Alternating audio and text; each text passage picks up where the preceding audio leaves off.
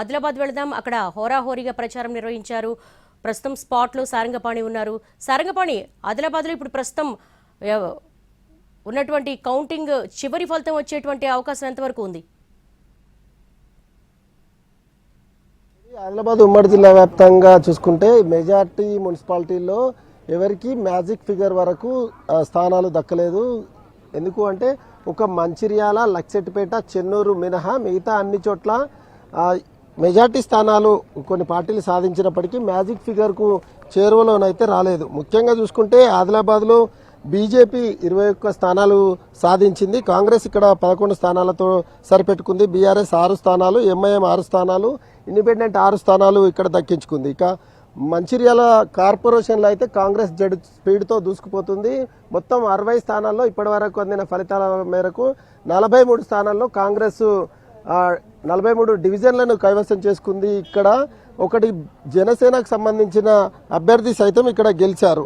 ఇటువైపు చూసుకుంటే బైన్సాలో ఎంఐఎం ఎక్కువ స్థానాలు అయితే సంపాదించింది. ఎంఐఎం 12 స్థానాలు ఇప్పటి వరకు సాధిస్తే బీజేపీ 6 స్థానాలకు పరిమితమైంది. ఇక్కడ బీఆర్ఎస్ 1 స్థానం సైతం సంపాదించలేదు. ఎంఐఎం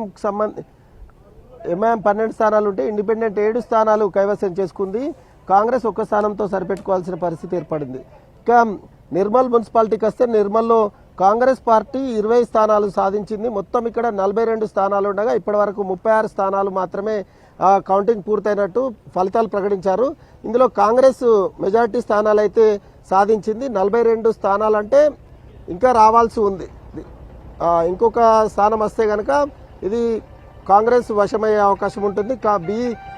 ఇక్కడ బీజేపీ 13 స్థానాలకే పరిమితమైంది. బీఆర్ఎస్ 1 స్థానం, ఎంఐఎం 2 స్థానాలు సాధించుకుంది. ఇక ఖానాపూర్ విషయానికి వస్తే ఖానాపూర్లో హంగే వచ్చే అవకాశం ఉంది. కాంగ్రెస్లో మొత్తం ఖానాపూర్లో 13 వార్డులు ఉంటే ఇందులో కాంగ్రెస్ పార్టీ 3 స్థానాలు సంపాదించగా బీజేపీ 4 స్థానాలు, బీఆర్ఎస్ 4 స్థానాలు, ఇండిపెండెంట్ 1 స్థానం. అంటే ఇండిపెండెంట్ 1 స్థానం అయినప్పటికీ కాంగ్రెస్ పార్టీకి 4 స్థానాలు అయితే ఎమ్మెల్యే ఎక్సాఫిషియో మెంబర్ ఉంటాడు కాబట్టి ఇంకా స్థానం కావాల్సి ఉంటుంది. ఇక లక్సెట్పేట విషయానికి వస్తే 15 స్థానాల్లో కాంగ్రెస్ పార్టీ 11 స్థానాలు సాధించింది. ఇక్కడ బీజేపీ 1 స్థానం, బీఆర్ఎస్ 3 స్థానాలు సరిపెట్టుకున్న పరిస్థితి అయితే కనిపిస్తుంది.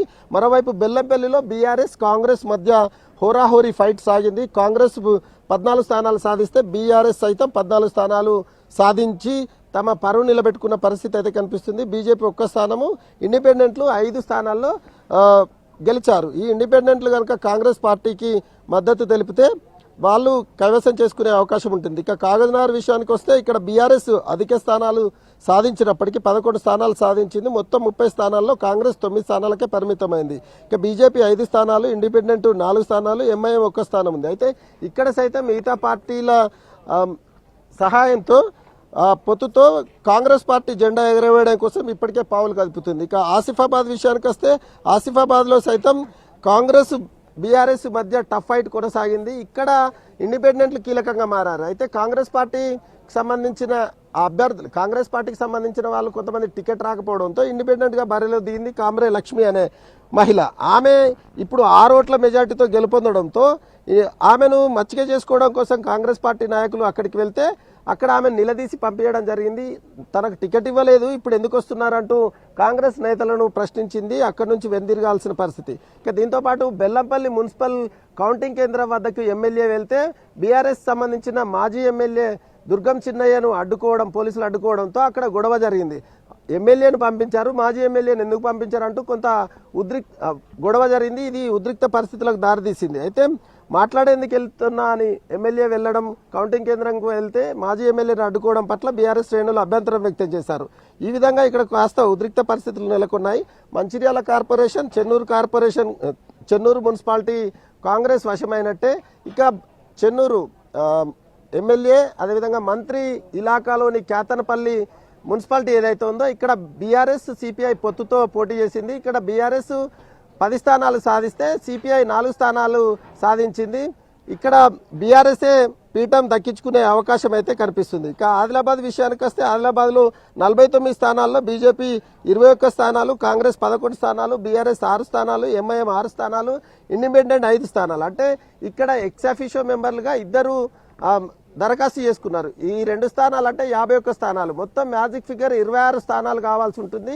26 సంఖ్య మ్యాజిక్ ఫిగర్ మాత్రం బీజేపీకి రాలేదు. కానీ ఇండిపెండెంట్లు లేదా బీఆర్ఎస్ వాళ్ళ మద్దతుతోటి వీళ్ళు పీఠం కైవసం చేసుకునే అవకాశం ఉంటుంది. కాంగ్రెస్ చేసుకోవాలంటే మాత్రం కొంత ఇబ్బందికరమైన పరిస్థితులు అయితే ఉంటాయి.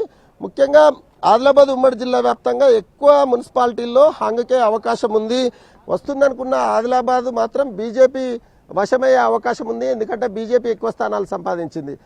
నిర్మల్లో బీజేపీ సాధిస్తుంది అనుకున్నారు, కానీ కాంగ్రెస్కి అధిక స్థానాలు వచ్చిన పరిస్థితి అయితే కనిపిస్తుంది. ఎంఐఎంలో మాత్రం మిగతా పార్టీలకు చాలా తక్కువగా వచ్చాయి, బీజేపీకి సైతం తక్కువనే వచ్చాయి.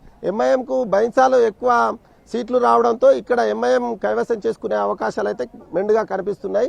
మంచిర్యాల జిల్లాలో మట్టుకు కాంగ్రెస్ పార్టీ దూసుకుపోతుందని చెప్పచ్చు.